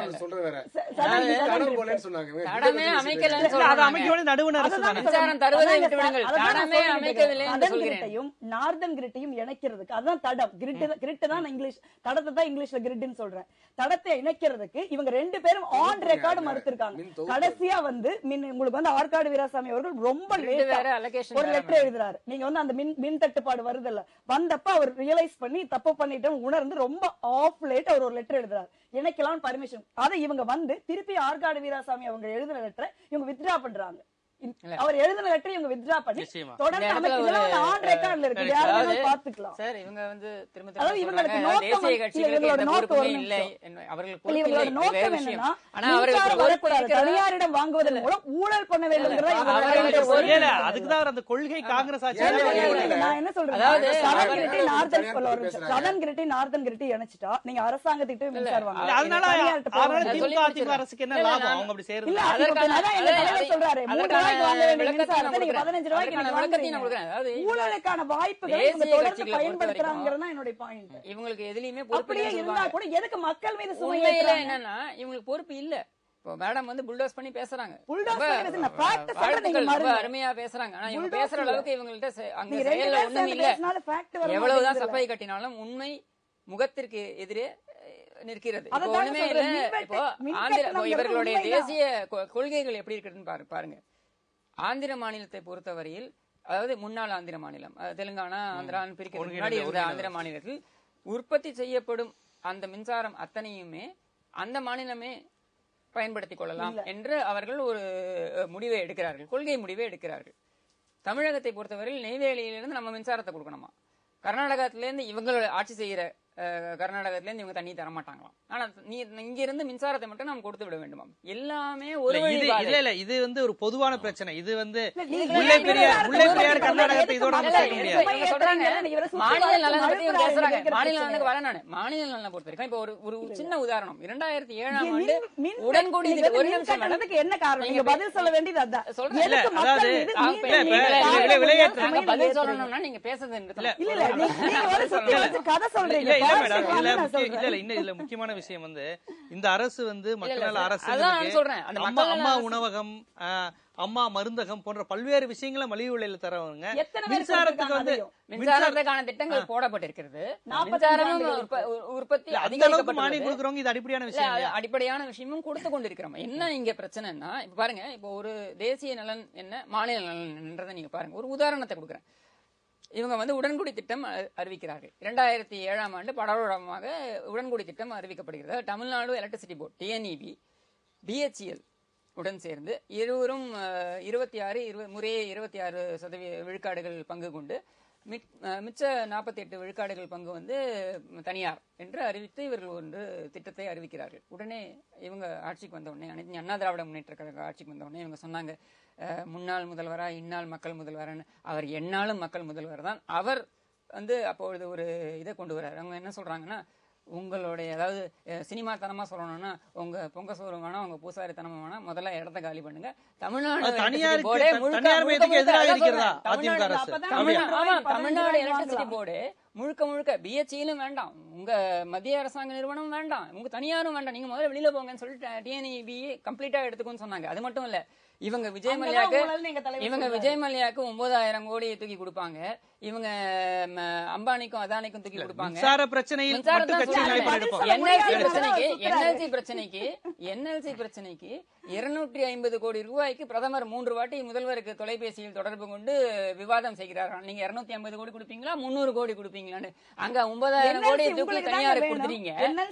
அங்க நீங்க கொடுத்துட்டீங்க. பிரதமர் அங்க வந்து 250 கோடிக்கும் 300 கோடிக்கும் தமிழகத்துக்கு தர வேண்டுமா வேண்டாமா? மல்லையாவுக்கு கொடுக்கக்கூடிய 3,000 கோடியில் 10% கூட தமிழகத்திற்கு. நடுவண் அரசு வஞ்சித்ததுக்கு ஒரு காரணம் உண்டு. நிச்சயமா சார், அவங்கள்ட்ட வைக்கிறது வந்து இப்ப இந்த அரசு வந்து சாதாரண மக்கள், எளிய மக்கள், குடிசை வாழ் மக்கள் 500 யூனிட்டுக்கு கீழே பயன்படுத்துறவங்களுக்கு பாதிப்பு இல்லைன்னு சொல்லிட்டாங்க. 94 விழுக்காடுங்கிறாங்க. அந்த எண் வந்து நமக்கு எந்த அளவுக்குன்னு தெரியல. ஆனா 94 விழுக்காடு மக்கள் பாதிப்பு இல்ல அப்படின்னு தான். அது எந்த விதத்துல சரின்னு எனக்கு தெரியல. அது எப்படி பாதிப்பு இல்லன்னு சொல்ல முடியும்? யூனிட் ஏத்திருக்காங்க, 20 ரூபாய் பிக்சட் சார்ஜ் 30 ரூபாய் ஆக்கியிருக்காங்க. பாதிப்பு இல்லன்னு சொல்றதுல அர்த்தமே கிடையாது. கட்டாயம் பாதிப்பு இருக்கு. பாதிப்பு இல்லாதவர்கள் இலவச மின்சாரம் பெறுவர்கள் மட்டும்தான், மீது எல்லாருக்கும் பாதிப்பு இருக்கு. இல்ல அது மட்டும் இல்லாமல் இப்ப வந்து பாத்தீங்கன்னா இந்த அரசு நீங்க நல்லா கவனிச்சு பாருங்க, நிறைய மானியம் தருகிறது. அதாவது சாப்பாடா இருக்கட்டும், மருந்தா இருக்கட்டும், நிறைய மானிய விலையில மக்களுக்கு தந்து கொண்டு இருக்கிறது. இப்ப வந்து இந்த மின்விலை ஏற்றத்தை 15 விழுக்காடா ஏற்றி இருக்காங்க. இன்னொரு புறம் வந்து மானியம் அதிக தரக்கூடிய அரசுங்கிறத தொடர்ந்து அவங்க ஃப்ரீபீஸ் நிறைய தரணும் அப்படிங்கிற விஷயங்களும் பாக்குறாங்க. இந்த ரெண்டு விஷயத்தை எப்படி பாக்குறீங்க நீங்க? இல்ல, அந்த மானியம் கொடுத்தாலும் கடைசியில வந்து அரசானாலும் சரி, அது டான்ஜெட்கோ ஆனாலும் சரி, டிரான்ஸ்கோ ஆனாலும் சரி, பேருக்கு தான் அது தனித்தனி நிறுவனமே ஒழிய அரசுக்கு தான் இந்த இழப்பு, மக்களுக்கு தான் இழப்பு, இன்டர்ன் மக்களுக்கு இழப்பு. இது வந்து வேர்ல்ட் பேங்க் மாதிரி வரும் பார்க்கும்போது இது வந்து ஓரளவுக்கு இது middle class, above middle class மக்களை மட்டும் பாதிக்கிற விஷயமா பாக்குறீங்களா? கட்டாயம் அவர்களை தான் அதிகம் பாதிக்கிறது. பாதிக்கும் விசைத்தறி இருக்கிறவங்க, இல்ல விசை அது வந்து தொழிலாளர்கள். நான் வந்து நோக்குறவங்க சாதாரண 100 யூனிட் கீழே இருக்கிறவங்களுக்கு கட்டாயம் பாதிப்பு இல்லைன்றது சொல்லியாச்சு. இலவச மின்சாரம் தொடரும் அவர்களுக்கு. அதுக்கு கட்டாயம் வந்து அவர்களுக்கு ஃப்ரீயா தான் போறது. அதுக்கு மேல போறவங்களுக்கு தான் கஷ்டம் கொஞ்சம் கொஞ்சமா ஜாஸ்தி போயிட்டு இருக்கு. நடுத்தரவர்க்க பிரச்சனை. தமிழ்நாடு அரசு இப்பொழுதே கிட்டத்தட்ட 6,500 கோடி ரூபாய் அளவுக்கு மானியம் கொடுக்குறாங்க. மானியத்தை கொடுக்காம இல்ல, அது வந்து ஓரளவு வரவேற்கத்தக்கதான். ஆனாலும் அந்த மின் கட்டணம் உயர்னால சாதாரண மக்கள், நடுத்தர மக்கள் மிகப்பெரிய அளவுக்கு பாதிக்கப்படும். நேரடியாவா மறைமுகமா? நேரடியாக பாதிக்கப்படுவாங்க. அதனால உடனே திரும்ப பெறணும், இந்த மின் கட்டணம் உயர்வு திரும்ப பெறணும். அதுக்கடுத்து பாத்தீங்கன்னாக்க காங்கிரஸ் கட்சி வந்து கடந்த 10 ஆண்டுகள்ல 36 லட்சம் கோடி ரூபாயை பெரிய பெரிய பணக்கார நிறுவனங்களுக்கு வரி செலவாக கொடுத்திருக்கு. அவங்க வந்து மானியத்தை பத்தி பேசக்கூடாது. அதனால அவங்க வந்து ஏதோ உங்கதான் திமுகவும் அதிமுகவும் தான் ஏதோ பணக்காரர்களுக்கு உதவி செய்யுது, தனியாட்டு இருந்து வாங்குறான்னு பேசுறதுக்கு காங்கிரஸ் கட்சி எந்த விதமான கொள்கை ரீதியான தாழ்மை ரீதியான அருகதே கிடையாது. ஏன்னாக்க இவ்வளவு பெரிய வரிச்சலையை வந்து வாரி வழங்கியது காங்கிரஸ் கட்சி அரசு. அதனுடைய தொடர்ச்சியா தமிழ்நாட்டில் வருதுங்கிறீங்களா? அதனுடைய இம்பாக்ட் வந்து திமுகவுடைய செயல்பாடுகள் இருக்குங்கிறீங்களா? நடுவண் அரசினுடைய செயல்பாடு இருக்குது. எப்படி இருக்குனாக்க ஏழைகளுக்கான மானியத்தை மத்திய அரசு கட் பண்ணி ஏழைகளுக்கான மானியத்தை வெட்டி அது போல பெரிய பெரிய பணக்காரங்களை வரிச்சலை அதிகப்படுத்தினால மாநில அரசு பெரிய அளவுக்கு நிதிச்சுமைக்கு உள்ளாயிரம் பாதிக்கப்படுகின்றன. அதான் நம்ம பார்க்க வேண்டிய அவசியம் இருக்கு. அதே போலவே மின் திட்டங்களுக்கு போதிய அளவுக்கு மத்திய அரசு உதவி செய்யறதே கிடையாது. அது தனியார் மயமாக்கிறவர் தனியாருக்கு அனுமதிங்க, மாநில அரசுல ஆரம்பிக்காங்கன்னு சொல்லிட்டு ஒரு நெறிமுறை உருவாக்குறாங்க. இதெல்லாம் எந்த விதத்துல நியாயம் இல்ல. அதாவது ஒரு கம்யூனிஸ்ட் கட்சியை சேர்ந்தவர்கள் ஒரு மக்கள் விரோத அரசை அவங்கள விட எவ்வளவு தூரம் டிஃபெண்ட் பண்றாங்க. ஒரு அதிர்ச்சியா 30,000 கோடி கொடுக்கறாங்கன்னு சொல்றாரு. 100 நாள் வேலை கொண்டு வந்தது 100 நாள் வேலையில பல லட்சம் கோடி இருக்கு. ஏழைகளுக்கு போகுது. அது லட்சக்கணக்கான இளைஞர்களும் மாணவர்களும் எதிர்காலத்தை உருவாக்குறவர்கள் கல்வி கடன் போகுது. ஏன்னா அது இவருக்கு அதனால ஏழைகளுக்கு போகுது. கம்யூனிஸ்டுகள் இன்று பணக்காரர்கள் தொழிலாளர்களுக்கான மானிட்டாங்கிறது தான் இதனுடைய பாயிண்ட கொடுத்ததே ஒழிய வேற ஒண்ணும் இல்ல. ரெண்டாவது நீங்க பாத்தீங்கன்னா நான் சொல்றது பிரிசைஸ்லி இந்த பாயிண்ட் வந்து 45 ஆண்டு காலமாக எந்த மின் திட்டங்களும் நிறைவேற்றப்படவில்லை. நீங்க காங்கிரஸ் ஆளாத காங்கிரஸ் இல்லாத மாநிலங்களும் கூட இன்னைக்கு பல மாநிலங்கள் மிகை மின் மாநிலங்களா இருக்கு. நீங்க பாத்தீங்கன்னா ஒரு மாநிலத்துல சின்னதா இருக்கும், குஜராத் இருக்கு, பீகார் இருக்கு, ஒடிசா இருக்கு, மகாராஷ்டிரா இருக்கு. மாநில அரசினுடைய சரியான நிர்வாக திறமையின்மை தான் காரணம். இவங்க என்னன்னா இவங்களுடைய கம்யூனிஸ்டுகளுடைய பாயிண்ட் வந்து ஏடிஎம்கே இங்க சப்போர்ட் பண்ண முடிவுட்டா மக்கள் விரோத அரசு பண்ணலாம். ரெண்டாவது வந்து என்னுடைய பாயிண்ட் வந்து இந்த மின் கட்டணம் இவங்க இத்தனை காரணம் சொன்னாலும் மக்கள் மேல ஏத்த முடியாது, ஏத்த கூடாது. 10 ஆண்டு காலமா நீங்க ரெசிஷன்ல இருந்த கவர்மெண்ட் ரயில் கட்டணத்தை ஏத்தாம தான் மத்திய அரசாங்கம் வச்சிருந்தாங்க. அரசாங்கத்திற்கு 1000 சுமைகள் இருக்கலாம், ஆனா அதை மக்கள் மேல ஏத்த முடியாது. அதுக்கு ஒரு அரசாங்கம் தேவையில்லை. மின் கட்டணத்தை அவங்க வாபஸ் தரணும். இன்றைய விவாத அரங்கம் நிகழ்ச்சியை பொறுத்தவரை இந்த மின்கட்டண உயர்வுக்கு ஒழுங்குமுறை ஆணையத்தினுடைய பங்கு என்ன, மாநில அரசு, இதற்கு முன்னால் இருந்த இப்ப தற்போது எதிர்க்கட்சியா இருக்கின்ற அரசு போன்ற பல்வேறு அரசுகளுடைய பங்களிப்பு என்னென்ன செய்தது, நடுவண் அரசினுடைய பங்கு என்ன போன்ற பல்வேறு தளங்களில் இந்த விவாதம் விரிந்து சென்றது. எப்படியாக இருந்தாலும் இந்த மின் கட்டணம் என்பது தவிர்த்திருக்கக்கூடியதே என்பது ஒரு பெரும்பான்மை ஆளுமையின் கருத்தாக இருந்தது. இது நிர்வாக பிரச்சனையா, அது அரசியல் பிரச்சனையா, அல்லது பொருளாதார கொள்கை சார்ந்த பிரச்சனையா போன்ற பல்வேறு விதங்களில் ஆராயப்பட்டது.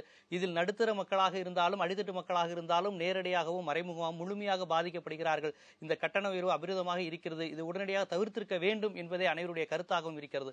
இந்த விவாத அரங்கில் கலந்து கொண்டு பல்வேறு கருத்துக்களை எடுத்துரைத்த காங்கிரஸ் கட்சியினுடைய மூத்த பிரமுகர் ஜோதிமணி அவர்களுக்கும், அதிமுக ஆதரவாளர் கிஷோர் கே சாமி அவர்களுக்கும், இந்திய பொதுவுரிமை கட்சியை சேர்ந்த டாக்டர் ரவீந்திரநாத் அவர்களுக்கும், நுகர்வோர் பாதுகாப்பு சங்கத்தை சேர்ந்த MR கிருஷ்ணன் அவர்களுக்கும் எங்களுடைய விவாத அரங்கம் நன்றியை தெரிவித்துக் கொள்கிறது. மீண்டும் ஒரு விவாத அரங்கம் நிகழ்ச்சியில் சந்திக்கும் வரை உங்களிடமிருந்து விடைபெறுவது ஜீவசகாப்தன்.